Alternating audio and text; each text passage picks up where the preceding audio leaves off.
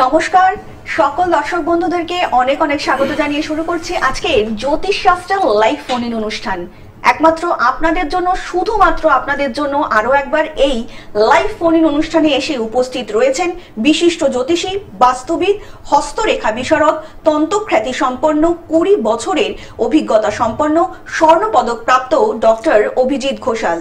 দাদা ইতিমধ্যেই কিন্তু জ্যোতিষ বিক্রমাদিত্য, জ্যোতিষ মহর্ষি বেদব্যাস সহ নানা পুরস্কারে পুরস্কৃত হয়েছেন এবং সম্মানিত। তাছাড়াও রাজস্থান মেওয়ার থেকে অন্তর্দেশীয় ডক্টরেট, ফ্লোরিডা ইউএস থেকে আন্তর্জাতিক স্তরে ডিগ্রি কমপ্লিট করেছেন এবং আপনাদের সকলের ভালোবাসায় এবং আশীর্বাদে প্রাপ্ত কিন্তু দাদা রাষ্ট্রীয় প্রতিভা পুরস্কার 2025-এ ইতিমধ্যেই সম্মানিত হয়েছেন।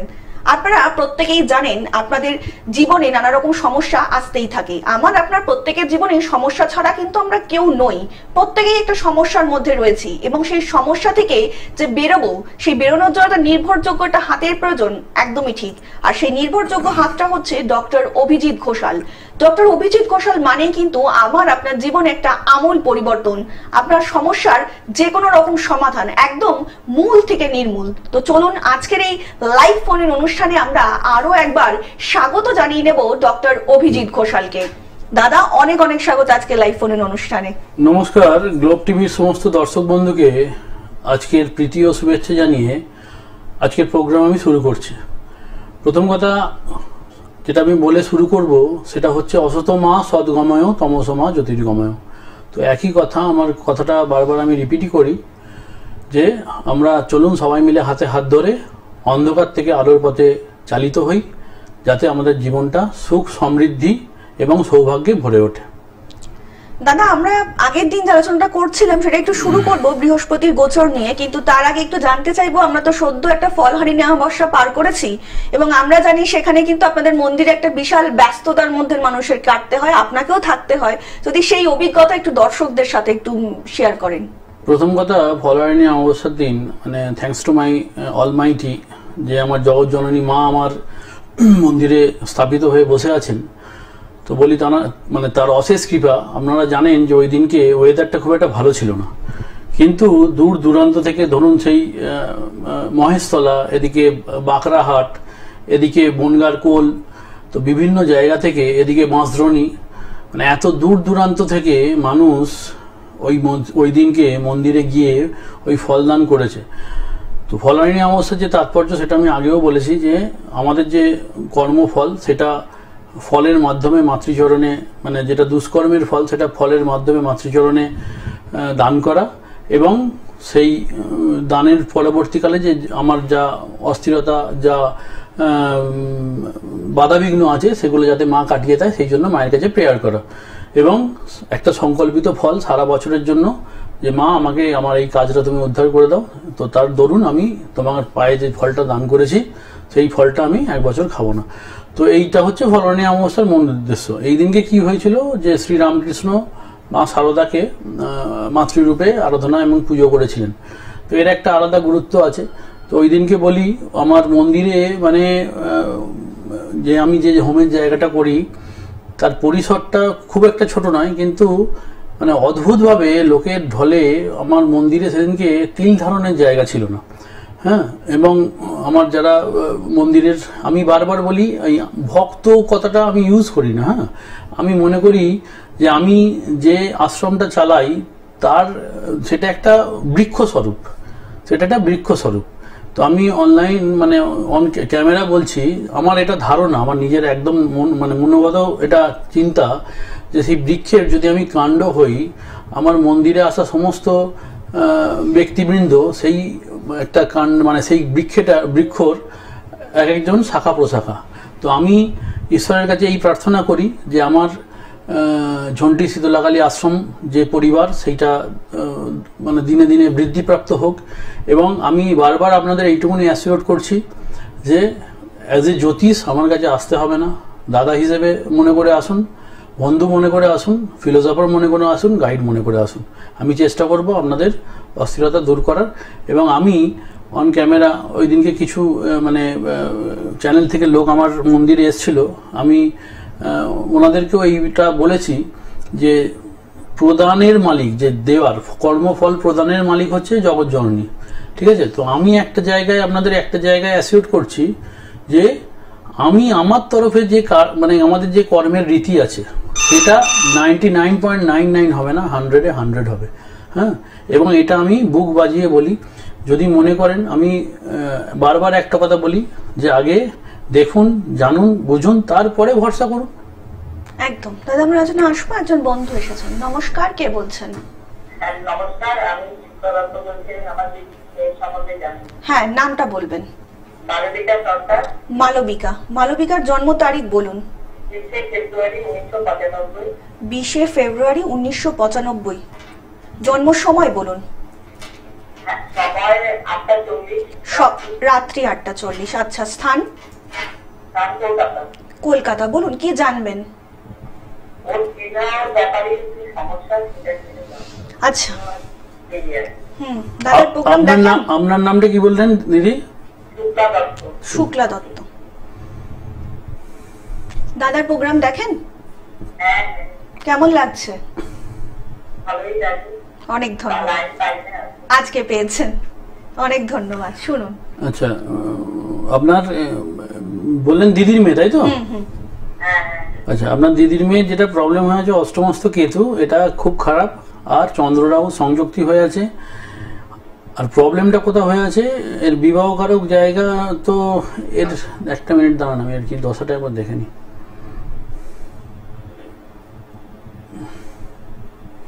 আচ্ছা আচ্ছা, স্যাটার্ন পড়ে গেছে।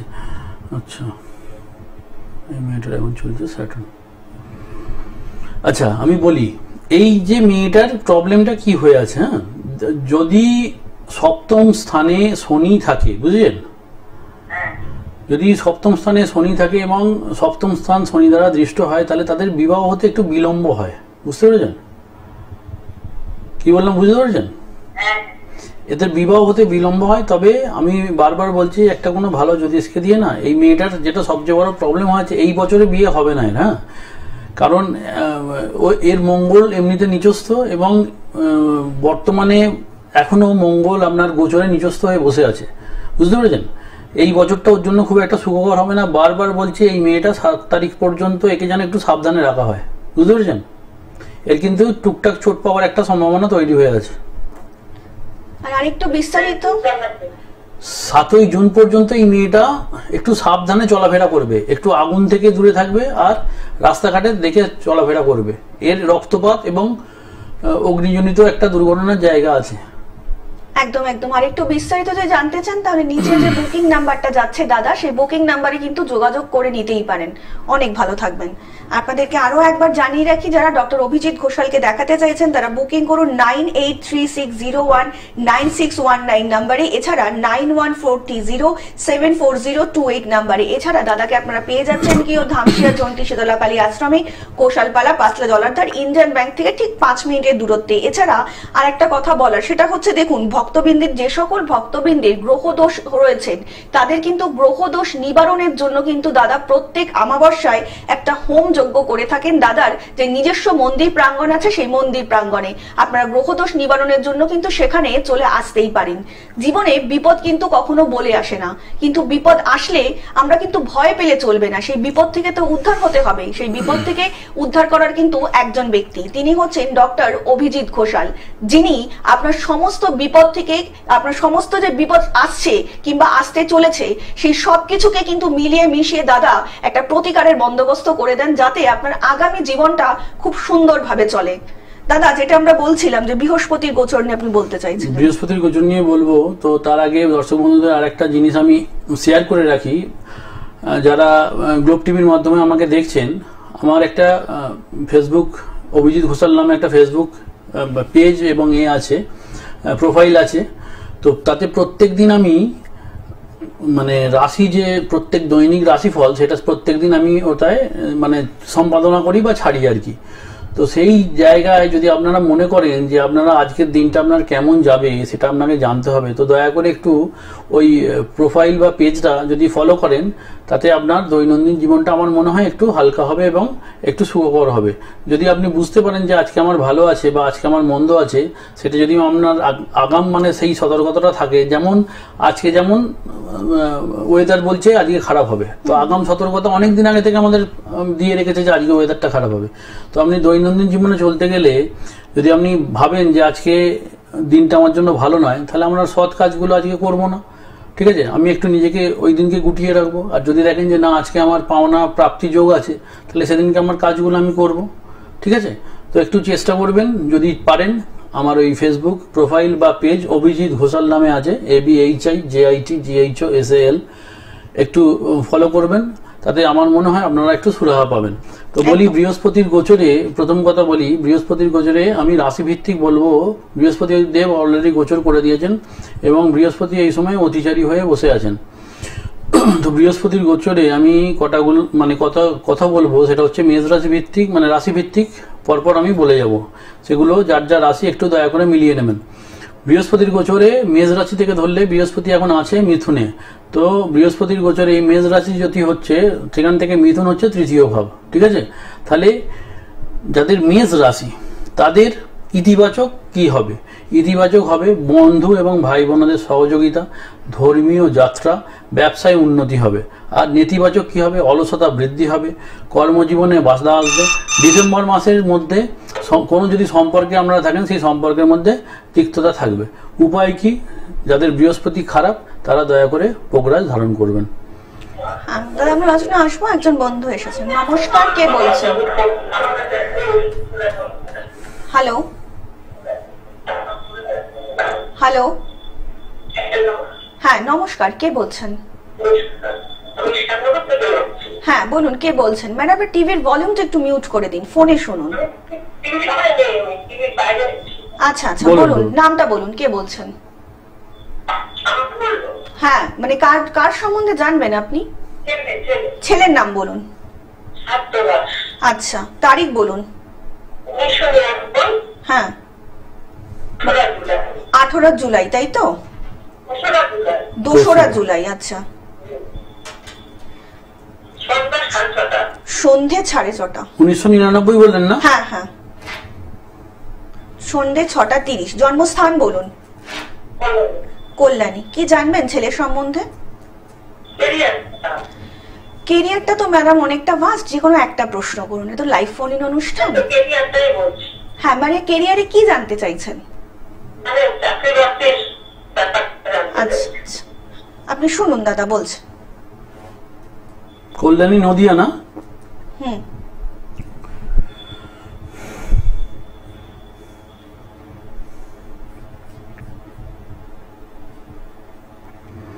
আচ্ছা, ব্যাপার হচ্ছে আপনার ছেলের জন্য বলি, আপনার ছেলের লগ্নে আছে, আপনার ছেলের লগ্ন জানেন আপনি কি?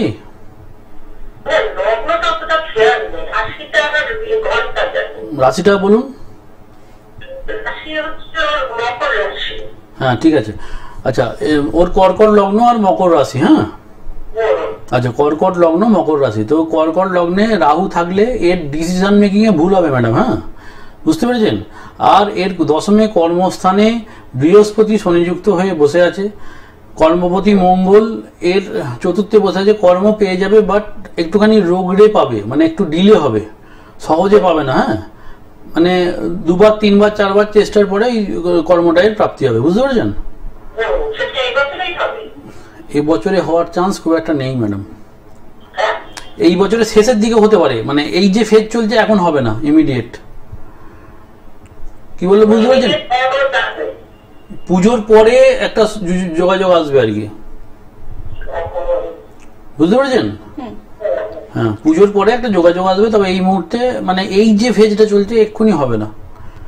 আর আরেকটু যদি বিস্তারিত জানতে চান তাহলে নিচে যে বুকিং নাম্বারটা যাচ্ছে সেই বুকিং নম্বরে কিন্তু যোগাযোগ করে নিতেই পারেন। সমস্যা শুধু শুনলে কিন্তু হবে না, তার সমাধানের জন্য কিন্তু একটা প্রকৃত মানুষের দরকার, আর তিনি হচ্ছেন ডক্টর অভিজিৎ ঘোষাল। অনেক ভালো থাকবেন দাদা, যেটা বলছিলেন আপনি। আর তো বলি এই যে মানে অ্যাকচুয়ালি ব্যাপার হচ্ছে না, এই যে গ্রহগত দোষ বলুন বা আমাদের যে শারীরিক রোগ হয় না, এর আর একটা মানে শব্দ আছে যেটাকে বলা হয় ব্যায়াম। মানে ব্যয় করলে আপনি আরাম পাবেন। হ্যাঁ, তো এটা গ্রহগত দোষেও আপনি যদি ব্যয় করেন দেখবেন আরাম পাবেন। এবং আপনার যদি অসুখ মানে হয় আর কি, কোনো যদি জ্বর হয়েছে তাহলে আপনাকে ক্যালপল খেতে হবে। তো ব্যাপার হচ্ছে এইগুলো খুব চিন্তা ভাবনা করে একটা ভালো জ্যোতিষের কাছে যদি যান, তাহলে গ্রহর এই যে ফরমেশনগুলো না, অ্যাকচুয়াল ব্যাপার হচ্ছে আমি বারবার একটা জিনিস বলি যে আমরা যে ভাগ্যটা নিয়ে আসি, কোনো ব্যক্তির সেই ক্ষমতা নেই সেই ভাগ্য, ধরুন আমি আসি ভাগ্য নিয়ে এসছি, পৃথিবীতে কোনো ব্যক্তি নেই, পৃথিবীতে কোনো ব্যক্তি নেই যে who can give you 1% more. But sense হচ্ছে আমাদের ওই যে গ্রহগত কিছু ফরমেশনের জন্য না, যে আসি ভাগ্যটা নিয়ে আমরা আসি, তার যখন খারাপ গ্রহের সেন্স থাকে তখন সেই আসি ভাগ্যটা থেকে আমাদের 8% 10% কেটে যায়। তো যখন আমরা প্রতিকার করি না, সেই প্রতিকারের জায়গাটা আপনাকে ওই 8% বা 10%টা প্রদান করে দেয়। তো সেই ক্ষেত্রে আপনার যে ভাগ্যের যে মানে দুর্ভাগ্যটা সেটা নাশ হয়, এবং আপনার যেটুকুনি প্রাপ্তি আপনি নিয়ে এসছেন, বিধাতা যেটুকুনি আপনার কপালে রেখে দিয়েছে, সেটা আপনি পূর্ণভাবে মানে আপনার পাওয়া হয়ে যায় আর কি। তো যাই হোক, বৃষ রাশির কথায় আসি। বৃহস্পতির এটা মিথুনে যেহেতু আছে, এটা দ্বিতীয় ভাব, ইতিবাচক কি কথায় গম্ভীরতা থাকবে, এই সব মানে এখন আপনাদের কথার মধ্যে খুব মানে গুরু গম্ভীর ভাব থাকবে। পৈতৃক ব্যবসায় আপনাদের উন্নতি হবে, শ্বশুর বাড়ি থেকে আপনারা সহযোগিতা পেতে পারেন। আর কি পাবেন, মানে আর কি আপনাদের নেতিবাচক কি জায়গা আছে, নেতিবাচক জায়গা আছে অর্থ সঞ্চয়ের সমস্যা হবে। ডিসেম্বরের মধ্যে কোনো পারিবারিক ভারসাম্যহীনতা তৈরি হতে পারে, ঠিক আছে। কি আপনার এদের উপায় কি করবেন, যে দেখবেন আপনাদের বাড়ির কাছাকাছি যদি পিপল গাছ থাকে, পিপল গাছের গোড়ায় মানে অশ্বত্থ গাছ আর কি, অশ্বত্থ গাছের গোড়ায় আপনারা একটু জল প্রদান করবেন শনিবার দিন, ঠিক আছে। তো এটা গেল বৃষ রাশি। বৃষ রাশির পরে আমরা আসবো মিথুন রাশিতে। মিথুন রাশির গোচরের প্রথম ভাব মানে লগ্ন, এখন মিথুন রাশিতেই বৃহস্পতি দেব অবস্থান করছেন। ইতিবাচক সন্তান লাভ, বিবাহযোগ, শিক্ষায় সাফল্যতা, ব্যবসায় উন্নতি। নেতিবাচক কি আছে, ডিসেম্বরে স্বাস্থ্য সমস্যা, সম্পর্কের যারা সম্পর্কে আছেন, প্রেম সম্পর্কে আছেন, তাদের মানে সম্পর্কে টানাপোড়েন হবে। উপায় কি করবেন, যে কোনো মন্দিরে ছোলা বা ডাল একটু আপনারা দান করুন, যে কোনো মন্দিরে ছোলা বা ডাল আপনারা দান করুন, তাতে আপনাদের জীবনে অনেক মানে সুফলতা আসবে আর কি। আর কি আছে এরপরে, কর্কট রাশি। কর্কট রাশি হচ্ছে এখন বৃহস্পতিদেব যেখানে বসে আছেন তার 12তম রাশি, 12তম ভাব আর কি। ইতিবাচক কি, ধর্মীয় যাত্রা, বিদেশ যাত্রার সম্ভাবনা, পারিবারিক সুখ পাবেন। আর নেতিবাচক হচ্ছে স্বাস্থ্য সমস্যা হবে, হ্যাঁ, ব্যয় বৃদ্ধি হবে। কি করতে হবে আপনাদের, যাদের এখন কর্কট রাশির যারা জাতক জাতিকা, তাদের কি করতে হবে, শ্রী বিষ্ণুর উপাসনা, নারায়ণের নাম করতে হবে। নারায়ণের নাম করলে দেখবেন আপনারা অনেক সুফল পেয়েছেন। আচ্ছা, এরপরে আসি সিংহ রাশি। সিংহ রাশি হচ্ছে বৃহস্পতির গোচরের 11তম ভাব। বৃহস্পতির যে গোচর তার 11তম ভাব হচ্ছে সিংহ রাশি। ইতিবাচক হচ্ছে ধনলাভ, বিবাহ যোগ, সন্তানের উন্নতি। নেতিবাচক হচ্ছে ডিসেম্বর মাস পর্যন্ত অর্থ পেতে বিলম্ব, স্বাস্থ্য সমস্যা। করবেন কি, হলুদ কেশর, হলুদ বা কেশর তিলক হিসেবে ব্যবহার করুন। কেশর পাওয়া যায়, আর হলুদটাকে একটু গুলে নিয়ে তিলক হিসেবে প্রত্যহ ব্যবহার করুন, ভালো ফল পাবেন। দাদা আমরা আজকে আসবো, একজন বন্ধু এসেছেন। নমস্কার, কে বলছেন? হ্যাঁ বলুন, কে বলছেন? হ্যাঁ, মেয়ের নাম বলুন। পিয়ালি। আচ্ছা, পিয়ালির জন্ম তারিখ বলুন। হ্যাঁ, আরেকবার বলবেন। 15/5/2002। জন্ম সময় বিকেল 5টা 25। জন্মস্থান বর্ধমান। বলুন কি জানবেন?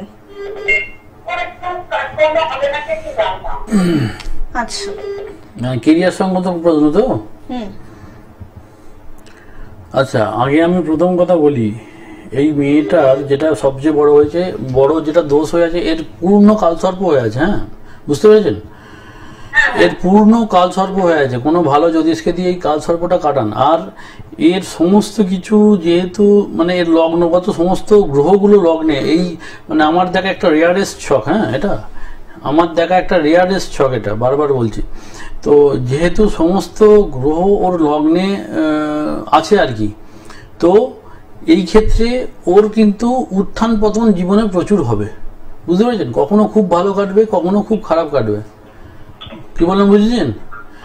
কোনো একটা ভালো জ্যোতিষের সঙ্গে পরামর্শ করুন, না হলে কিন্তু এই মেয়েটার জীবনে অস্থিরতা আছে। আর বারবার বলি, একেও বলছি, এর যেহেতু লগ্নে মঙ্গল শনি দুজনে অবস্থান করছে, রাহুযুক্ত চন্দ্রযুক্ত, মানে ভয়ঙ্কর ফরমেশন হয়ে আছে। এই বছরটাই মেয়েটাকে খুব সাবধানে চলাফেরা করতে বলবেন।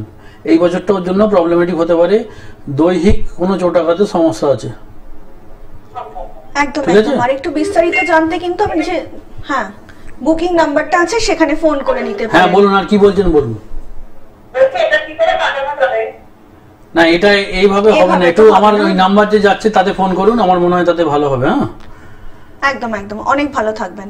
আপনাদেরকে আরো একবার জানিয়ে রাখি, যারা ডক্টর অভিজিৎ ঘোষালকে দেখাতে চাইছেন তারা কিন্তু ফোন করুন 9836019619 নাম্বারে, 9143074028 নাম্বারে। এছাড়া দাদাকে কিন্তু আপনারা পেয়ে যাচ্ছেন ধামসিয়া ঝন্টি শীতলাকালী আশ্রমে, ঘোষালপালা জলার ধারে, পাঁচলা ধামসিয়া ইন্ডিয়ান ব্যাংকের থেকে ঠিক 5 মিনিটের ডিস্টেন্সে। আপনাদেরকে আরো একবার জানিয়ে রাখি, নবগ্রহে যে দোষগুলো রয়েছে সেটা কিন্তু ভক্তবৃন্দের যে সকল গ্রহ দোষ রয়েছে তাগুলো কাটানোর জন্য কিন্তু দাদা প্রত্যেক অমাবস্যায় নবগ্রহের একটি বিশেষ হোম যজ্ঞ করে থাকেন দাদার যে নিজের আশ্রম রয়েছে সেখানে। তাই যদি আপনারা কেউ চান যে গ্রহ দোষ নিবারণ কাটাবেন, সেখানেও কিন্তু আপনারা যেতে পারেন। প্রত্যেক অমাবস্যায় দাদাকে কিন্তু আপনারা পেয়ে যাচ্ছেন।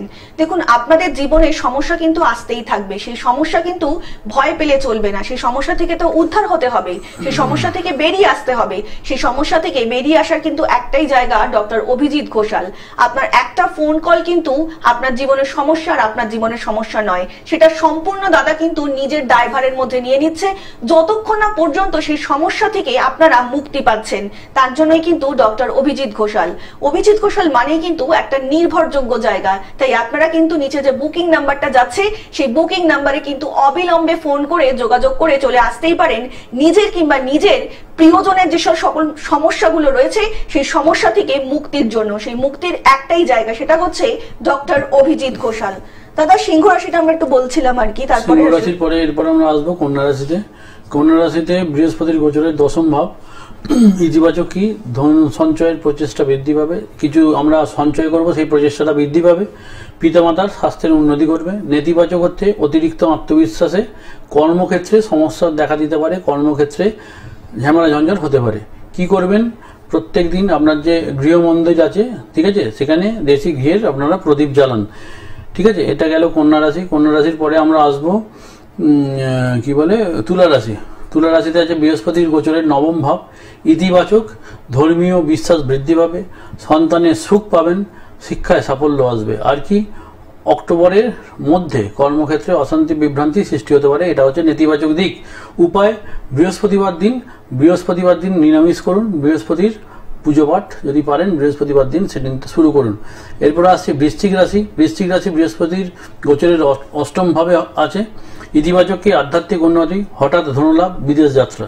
নেতিবাচক কি? স্বাস্থ্য ও অর্থ সমস্যা, কর্মক্ষেত্রে বাধা। করবেন কি? শ্রীরাম রক্ষা স্তোত্র পাঠ করুন, তাতে ভালো ফল পাবেন। এরপরে আসবো ধনুরাশি। ধনুরাশি বৃহস্পতির গোচরের সপ্তম ভাব। ইতিবাচক, বিবাহিত জীবনের সুখ, সম্পত্তি লাভ, ব্যবসায় লাভ। নেতিবাচক, ডিসেম্বরের মধ্যে যে কোনো সম্পর্কের মধ্যে তাল মিলে সমস্যা হবে। সেটা পারিবারিক সম্পর্ক হতে পারে, প্রেমজ সম্পর্ক হতে পারে, পিতামাতার সঙ্গে সম্পর্ক হতে পারে, সব রকম হতে পারে। ঠিক আছে, পারলে একটু চেষ্টা করে বৃহস্পতির বীজ মন্ত্র জপ করবেন, তাতে দেখবেন সুফল পাবেন। এরপর আসছে মকর রাশি। মকর রাশির ফরমেশন কি? মকর রাশি বৃহস্পতির গোচর থেকে এখন ষষ্ঠভাবে অবস্থান করছে। ইতিবাচক, চাকরিতে উন্নতি, বিরোধীদের পরাজয়। নেতিবাচক, স্বাস্থ্য সমস্যা, ব্যয় বৃদ্ধি। আচ্ছা, কলা গাছকে একটু মানে পুজো করবেন। কি দিয়ে পুজো করবেন? ছোলা এবং গুড় সমেত।